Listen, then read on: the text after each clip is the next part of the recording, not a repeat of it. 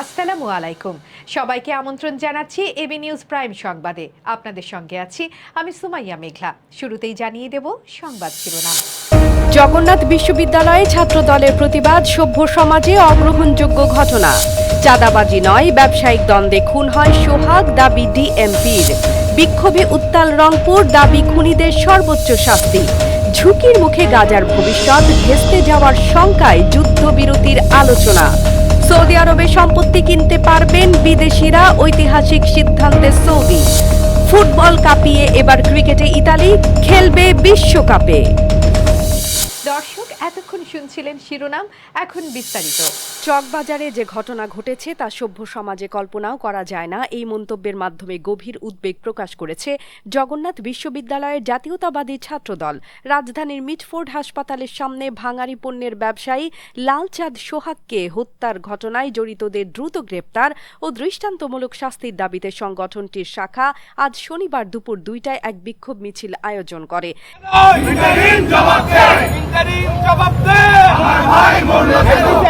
এই বিক্ষোভ মিছিলটি ক্যাম্পাসের কাঁঠালতলা এলাকা থেকে শুরু হয়ে পুরো বিশ্ববিদ্যালয় ক্যাম্পাসের গুরুত্বপূর্ণ সড়কগুলো প্রদক্ষিণ করে রায়শাহবাজার মোড়ে এসে শেষ হয়। এরপর সেখানে সংক্ষিপ্ত এক সমাবেশে বক্তারা বলেন, একটি স্বাধীন দেশে এভাবে একজন সাধারণ ব্যবসায়ীকে প্রকাশ্যে হত্যা কেবল আইনশৃঙ্খলার চরম অবনতি নয়, মানুষের জীবনের নিরাপত্তা নিয়েও প্রশ্ন তোলে। জগন্নাথ বিশ্ববিদ্যালয় ছাত্রদলের আহ্বায়ক মেহেদী হাসান হিমেল বলেন, চকবাজারের এই ঘটনা সভ্য সমাজে কল্পনাও করা যায় না। আমরা অবিলম্বে জড়িতদের গ্রেপ্তার ও দৃষ্টান্তমূলক শাস্তি দাবি করছি। অপরাধী যে দলেরই হোক না কেন, তার একটাই পরিচয়, সে অপরাধী। জিনিসটাকে আপনারা ভুলভাবে উপস্থাপন করবেন না যে যিনি মারা গিয়েছেন তিনিও যুবদলের। তো আমি বলবো যে যেই মারা যাক, যেই হত্যাকারী হোক, যেই সন্ত্রাসী হোক, সেটা সন্ত্রাসীর কোনো দল হয় না, কোনো মত হয় না। বেগম খালেদা জিয়া এটা অনেক আগে সবসময় বলতো। আমরা আজকে মিছিল করছি সুষ্ঠু দাবিতে।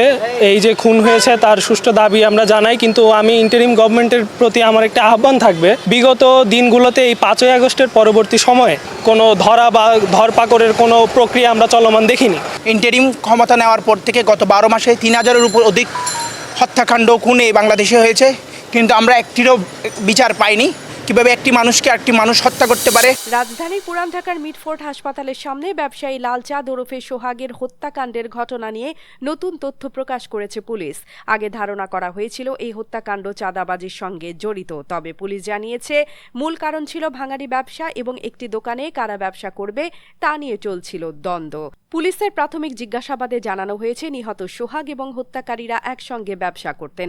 এ বিষয়ে লালবাগ বিভাগের ডিসি মোহাম্মদ জসিমউদ্দিন বলেছেন, ভাঙারি ব্যবসা ও দোকানে কারা ব্যবসা করবে তা নিয়ে দ্বন্দ্ব চলছিল। এই দ্বন্দ্বের জেরেই তাদের মধ্যে বিবাদ সৃষ্টি হয়। যখন ব্যবসা লেনদেনের বিষয় নিয়ে সংঘর্ষ হয়, তখনই হত্যাকাণ্ড সংঘটিত হয়। ঘটনার দিন বিকেল 6টার দিকে স্যার সলিমুল্লাহ মেডিকেল কলেজ ও হাসপাতালের 3 নম্বর গেটের সামনে একদল লোক লালচাঁদ সোহাগকে এলোপাতাড়ি আঘাত করে হত্যা করে।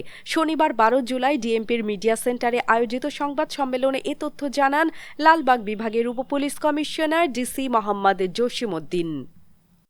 যিনি হত্যাকাণ্ডের শিকার হয়েছেন এবং যাদেরকে ধারণা করা হচ্ছে যে হত্যাকাণ্ডের সাথে জড়িত, তারা পরস্পর সম্পর্কিত এবং ব্যবসাটা তারা একসাথে কিছুদিন করেছে। অনেক লোক একত্রিত হয়ে একজন লোককে বিভিন্নভাবে আঘাত করে হত্যা করেছে। এগুলোর বিভিন্ন ফুটেজ ইতিমধ্যে আপনারা সোশ্যাল মিডিয়া থেকে শুরু করে বিভিন্ন জায়গায় আপনারা দেখেছেন। তো এই ঘটনা ঘটার সাথে সাথেই ঘটনাস্থলে পুলিশ উপস্থিত হয় এবং ঘটনা নিয়ন্ত্রণ নেয় এবং ঘটনা সংঘটিত হওয়ার অল্প সময়ের মধ্যেই পুলিশ 2 জনকে গ্রেফতার করে। ঢাকার মিটফোর্ড এলাকায় এক ভাঙারি ব্যবসায়ীর নৃশংস হত্যাকাণ্ডের প্রতিবাদে উত্তাল হয়ে উঠেছে রংপুর। এই বিভীষিকাময় ঘটনাকে কেন্দ্র করে শনিবার দুপুরে সাধারণ শিক্ষার্থী ও জনতার এক বিশাল বিক্ষোভ মিছিল ও সমাবেশের আয়োজন করা হয়। রংপুর জেলা স্কুল মোড় থেকে শুরু হওয়া এই মিছিলটি শহরের প্রধান সড়কগুলো হেঁটে গুরুত্বপূর্ণ এলাকাগুলো পরিদর্শন করে বেগম রোকেয়া বিশ্ববিদ্যালয় সংলগ্ন শহীদ আবু সাইদ চত্বরে এসে শেষ হয়। সেখানে সংক্ষিপ্ত এক প্রতিবাদ সমাবেশে বক্তারা বলেন, এই নির্মম হত্যাকাণ্ডের মাধ্যমে দেশের অসংখ্য জনতা আবারও মনে করিয়ে দিলেন আইনের দৃষ্টিতে অপরাধীদের কঠোর শাস্তি না দিলে শান্তি আসবে না। শিক্ষার্থীরা 1, 2, 3, 4 চাঁদাবাজ নো মোর, দিয়েছি তো রক্ত, আরও দেব রক্ত ইত্যাদি স্লোগানে পুরো কর্মসূচি মুখর করে তোলেন। বক্তারা অভিযোগ করেন 5 অগাস্ট ক্ষমতাসীন দল পালানোর পর থেকে দেশের বিভিন্ন অঞ্চলে দখলদারি, চাঁদাবাজ, টেন্ডারবাজি আর খুনোখুনির মতো অন্ধকারাচ্ছন্ন অপরাধের রাজত্ব কায়েম হয়েছে। দুর্বৃত্তরা জনগণের জীবনে ভয়ঙ্কর আতঙ্ক ছড়াচ্ছে। যে 5 আগস্টের পরবর্তী সময়ে বাংলাদেশের একটি বৃহৎ রাজনৈতিক দল তারা কিন্তু চাঁদাবাজির সাথে জড়িয়ে গিয়েছে। আমরা দেখতে পাচ্ছি তারা সন্ত্রাসী কর্মকাণ্ডের সাথে জড়িয়ে গেছে। তার ধারাবাহিকতায় আমরা গত 2 দিন আগে ঢাকায় নৃশংসভাবে হত্যা করেছে কয়েকজন কর্মী সমর্থক, তারা নৃশংসভাবে হত্যা করেছে এবং পাশাপাশি লক্ষ্য করেছি সন্ত্রাসী কায়দায় বিএনপির এক নেতাকে খুলনাও কিন্তু হত্যা করা হয়েছে। রংপুরের ছাত্ররা সবসময় সন্ত্রাসীর বিপক্ষে, চাঁদাবাজির বিপক্ষে। আমরা যে চাঁদাবাজির বিপক্ষে, সন্ত্রাসীর বিপক্ষে, এটিকে দেখানোর জন্য আমরা আজকে রংপুরের রাজপথে নেমেছি সাধারণ শিক্ষার্থীরা। আজকে থেকে ঠিক 1500 বছর আগে আইএমএ জাহিলিয়াতের কথা শুনেছি, যেখানে মানুষদেরকে নির্বিচারে কিভাবে হত্যা করা হতো সেই কথা আমরা ইতিহাসে পড়েছি। আমরা সেই ইতিহাসের পুনরাবৃত্তি দেখতে পেলাম গতকালকে যে ভিডিওটি ভাইরাল হয়েছে। এইদিকে ঢাকার মিডফোর্ট এলাকায় হত্যাকাণ্ডের প্রতিবাদে জামাতে ইসলামের নেতাকর্মীরা বিশাল আকারে বিক্ষোভ মিছিল করে। শনিবার বিকেলে দলের পক্ষ থেকে এই বিক্ষোভ মিছিল অনুষ্ঠিত হয়, যেখানে অংশ নেন শত শত নেতাকর্মী ও সাধারণ মানুষ।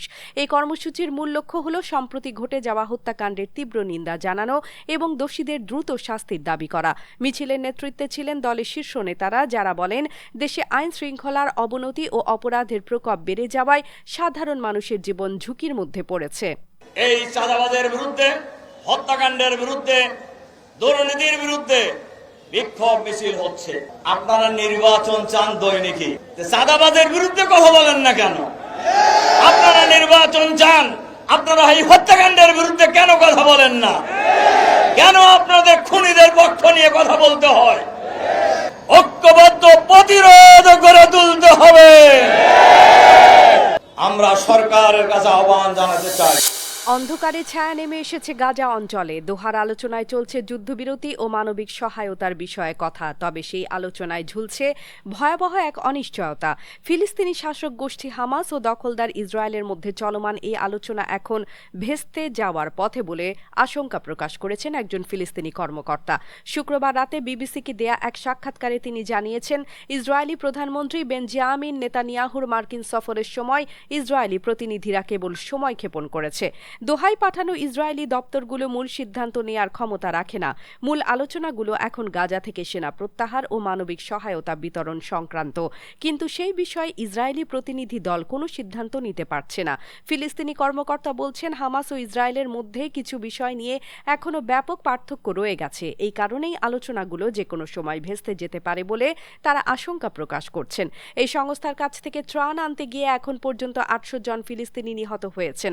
পরিস্থিতি এতটাই জটিল যে আলোচনা ভেস্তে যাওয়ার আশঙ্কা প্রকট হয়ে উঠেছে, আর সেই ছায়া যেন প্রতিটি মুহূর্তে গাজার ভবিষ্যৎকে ঝুঁকির মুখে ঠেলে দিচ্ছে। বিশ্বের বৃহৎ আর সাংঘাতিক প্রাচীন মরুভূমির মাঝে এক নতুন সূর্য উঠছে। সৌদি আরব ঘোষণা করছে এবার বিদেশিরাও তাদের সম্পত্তির দখল নিতে পারবেন এই প্রাচীন দেশের আঙিনা জুড়ে।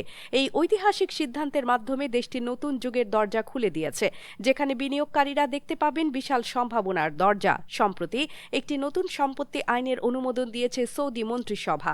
এর ফলে 2026 সালের জানুয়ারি থেকে নির্দিষ্ট শর্ত সাপেক্ষে বিদেশিরা দেশটির বিভিন্ন শহরে ভূমি এবং সম্পত্তির মালিকানা অর্জন করতে পারবেন। এই পরিবর্তনকে সৌদি আরবের রিয়েল এস্টেট খাতের এক নতুন যুগের সূচনা হিসেবে দেখা হচ্ছে।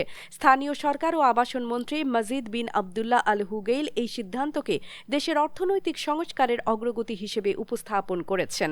তিনি বলেছেন, এই উদ্যোগ বিনিয়োগের উৎসাহ বাড়াবে এবং দেশের অর্থনীতিতে নতুন গতি সঞ্চার করবে।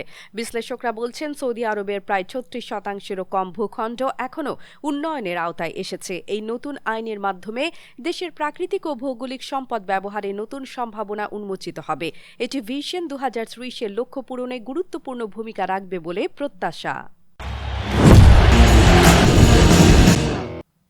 প্রতীক্ষার অবসান হয়েছে, তবে এই ফিরে আসার গল্পটা শুধুই ফুটবল বা ক্রিকেটের নয়, এটি এক সুদূর প্রসারী সাহসের, সংগ্রামের আর অপ্রতিরোধ্য স্বপ্নের গল্প। ইতালি যে 4 বারের বিশ্ব চ্যাম্পিয়ন, তারা এবার ফিরছে বিশ্বকাপে। তবে এই জায়গাটি ভিন্ন, কারণ এটি ক্রিকেটের বিশ্বকাপ, যেখানে ক্রিকেটে নিষেধাজ্ঞা থাকলেও সেখানে এক প্রবাসী ক্রিকেটারের অবিশ্বাস্য কীর্তি যেন নতুন ইতিহাসের সূচনা করল। সেই ক্রিকেটারটির নাম জো বার্নস। অস্ট্রেলিয়ার হয়ে 23টি টেস্ট খেলা এই ক্রিকেটার 2024 সালে ভাইয়ের মৃত্যুতে শোকে ভেঙে পড়ে নিজের দেশের জন্য আবারও সংগ্রামে নামেন। তিনি ফিরে আসেন নিজের পিতৃভূমি ইতালিতে, যেখানে ক্রিকেটের অবস্থা ছিল নিষিদ্ধ। সেখানে ক্রিকেটের বীজ রোপণের জন্য তিনি স্বপ্ন দেখেন। ধীরে ধীরে কঠোর সংগ্রামের মধ্য দিয়ে তিনি গড়ে তোলেন একটি দল। দলটি গ্রুপ পর্বে স্কটল্যান্ডে হারিয়ে 2026 বিশ্বকাপের জন্য ইতালির টিকিট নিশ্চিত করে। এটি কেবল একটি খেলাধুলার জয় নয়, বরং অসম্ভবকে সম্ভব করে দেখানোর এক অনন্য উদাহরণ। স্কটল্যান্ডের বিরুদ্ধে জয়, তারপর পুরো বিশ্বে আলোড়ন, সবকিছুই যেন এক স্বপ্নের মতো। দর্শক, এতক্ষণ আমাদের সঙ্গে থাকার জন্য ধন্যবাদ।